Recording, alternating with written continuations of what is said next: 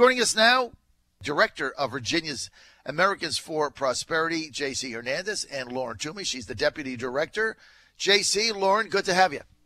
Good morning, John. How are you? Morning, Great. John. Thanks for having us. Always good. So Mike Mulvaney yesterday sends a tweet out blasting Medicaid expansion in Virginia. What say you? He did, and here's the thing, right? I think that this kills the narrative that the House and the governor have been saying, which is that they've been working with the White House, and that's simply not true. If that were the case, Director Mick Mulvaney would have said something different. Like I said before, this hasn't worked. Anywhere that they've expanded Medicaid under Obamacare, it has not worked. And the administration proved that yesterday, and that's why they sent out the tweet. And that's what we're here to talk about. This is just simply too risky. We know that the administration is going in a different direction, and this actually goes even before Trump was in the White House. The Obama administration was making efforts to cut Medicaid expansion. Those are all facts. And so the narrative that the House is trying to create or has been trying to create is just simply not true. And we're really happy that Director Mulvaney yesterday sent out that tweet. Yeah, and I think to add on what JC was saying there, it kind of, alludes to the mixed signals the House has been giving the legislature in regards to including Medicaid expansion. They've said they've talked with CMS when, they're explicitly asked whether or not the administration approves the plan or not. They've been very wishy-washy, and they've been name-dropping Trump and, Vice President Pence in their plan. So I think it was a really, beneficial and smart move for the administration to come out and say, hey, this is what you can talk about us all you want. This is where we stand on the issue specifically regarding your state. All right, so let me just ask you this. So a public opinion survey comes out and shows that 83% of Virginians want Medicaid expansion. The Virginia General Assembly, you just lost 15 seats in the House, almost 18. Would have lost 16 had it not been for a coin toss. Ed Gillespie runs for governor not to expand Medicaid. He gets beat by 10 points. Hey, John. So let me just pose my question. Republicans have lost 10 straight statewide races. And so here's my fear, okay? You win the battle, you go and celebrate, you have a beer. Yay, we won, the Senate held, no Medicaid expansion. 82% of the public opinion survey say expand it. You win the battle, and then 2019 comes. Republicans lose the House, they lose the Senate, they've already lost the governorship. And then what are you going to do? So let me tackle those things just one at a time. So first and foremost, that survey, that public opinion survey, I can write a survey that will say that 83% of Virginians disagree with Medicaid expansion. It's all in how you write those questions. And we saw that the polling community has been under scrutiny over the last 5-6 election cycles because the methodology that they're using is off. If we look at the governor's race, we saw in one poll on a Thursday, I remember about 2-3 weeks before the election, that had Governor Northam up by 12 points. The following day, there was a poll that said that Ed Gillespie was up by 13 points. And so the methodology that's used in these polls are absolutely ridiculous. And so, I can guarantee you, I'll write a poll and we can survey, 1,000 folks, and I can get an 83% people to say that, Medicaid expansion is bad for Virginia. And so those things are just simply, part of the white noise at this point. People aren't relying on polls because they know that they're skewed.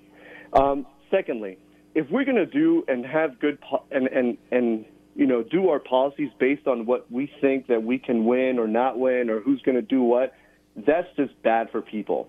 We need to be focusing on good policy. That's what makes a difference. And furthermore, we've helped connect the White House to House leadership and to Senate leadership, and they've been on calls several times over the last 3 weeks, and where the White House has told both Senate leadership and the House leadership that this is a bad idea, that the federal government is looking at to not continue to fund Medicaid expansion. So, what do you mean that? Wait. The House being irresponsible. They can. It's the law. It's the law. Wait. Explain this to me, because you're blasting talking points and I appreciate that, right? Honesty is the best policy. I appreciate that. Good job. So then I'll blast your talking points, right? The administration. Wait. Let me ask the question. The administration wants this to go away.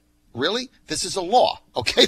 A law was passed, and this is a law, and the law that's passed said if you want to expand Medicaid, the federal government's going to pay eventually 90% of it. So this is a law. Now, the Republicans had a chance to rescind the law, change the law, and modify the law, and it went down in flames, and they had a majority, which is now at risk going into 2018. So this is a law. I mean, this idea that it's just good that the Republicans are now saying they're going to rescind it, they couldn't rescind it. I was for rescinding it. They couldn't do it. Hey, John, so I totally take your point on, about Republicans in Congress and that, but this is something that's coming directly from the administration and plans in regards to the president's budget. I want to go back to your point on the situation in Virginia with, the very slight majority in both bodies of government. What's been happening, and you can see it online, you can see it on the Virginia House of Delegates Republican Caucus Facebook page, is Republicans who are in favor of expanding Medicaid, who have ran the last several years on not doing so, have activated, educated, and mobilized the base against this issue, are not being successful in pulling the wool over the eyes of the base. So everyone is seeing this for what it is. The base can't win you elections. The base is losing by 10 points. Who cares? I mean, you're talking about the base. We're getting annihilated in Virginia. Here's my concern, Lauren. You win the battle, you lose the war. We get up in 2019 to David Toscano's the majority leader, the speaker, Dick Sasol's the majority leader, Ralph Northam's the governor, Justin Fairfax is banging a gavel. Then what are you going to do? Abandoning the base on this issue that you've galvanized them on for the last several years is not the way to do that, is what I'm saying. And it's very apparent, the response to the Virginia House's budget and their plan to expand Medicaid, that they're seeing right through this. Yeah. Hey, John, by the way, Ed Gillespie won the independents by 3 points. Mm-hmm. Mm-hmm. Well, I get back to my question. Okay. What good is winning the battle if you lose the war? This is 300,000 people that don't have coverage that you might give coverage to. They're working. So there's no question that this is a galvanizing issue in Virginia, which has now become a blue state. John, I don't see where defeating this helps you win in the future.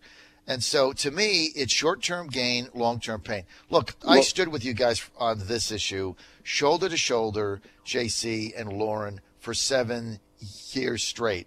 I was on the forefront in the media in Virginia in opposing this.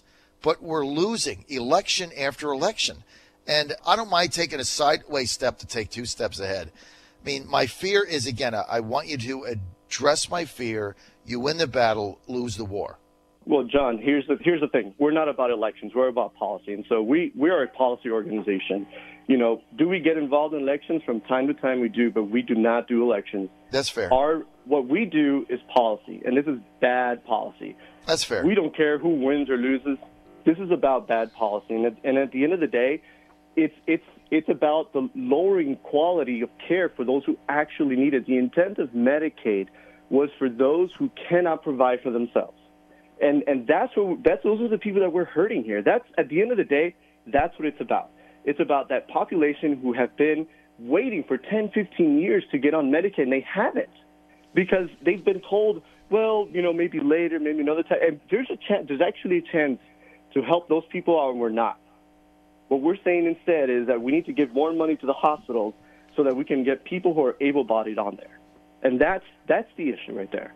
Yeah, and we're not focusing on those who actually really, truly need it. And that's a big problem. I mean, Mick Mulvaney's statement yesterday said, state expansion also created a bias in favor of able-bodied adults at the expense of those who truly need Medicaid. For these reasons, the president's budget repeals Obamacare Medicaid expansion, and supports increased flexibility for states to design solutions that best meet the needs of the lower income and most vulnerable populations. Yeah, well, the president's budget got delivered to Congress, and they put it in the garbage like they do with every president's budget since George Washington. Look, I get what you guys are saying, and JC and Lauren, actually, JC, you just had the best answer. You're policy-driven, and I really respect that, and I respect where you're coming from on that. I, on the other hand, I have a bigger picture than that. I'm not policy-driven. I want to see Republicans get back competitive in the state, and my fear is that I want to put Virginia back in play for Trump in 2020. I want to hold these 3 congressional seats, and my concern is not passing Medicaid expansion does not help move that electoral agenda forward. But I get where you're coming from. I mean, from a straight policy. Do you agree it's a bad policy, though? I can see where you're coming from, okay? I can see your point of view. I think that I'm focused right now on getting the money from the federal government because it's not going to be repealed. It is a law. And I think having the expansion puts Republicans in Virginia in a better position. And I'm not sure that it's bad policy, okay? I'm not sure, but I definitely think it's bad politics, okay? How about that? But on the policy, you guys, it's a formidable argument. I'm out of time. John Fredericks Show Radio Network. I want to thank Lauren Toomey, Deputy Director, Americans for Prosperity, and JC Hernandez, Director of Virginia Americans for Prosperity. More information, go to americansforprosperity.org/Virginia. Guys, thanks for being with us. Great debate. Thanks, John. Thank you. Thanks, John.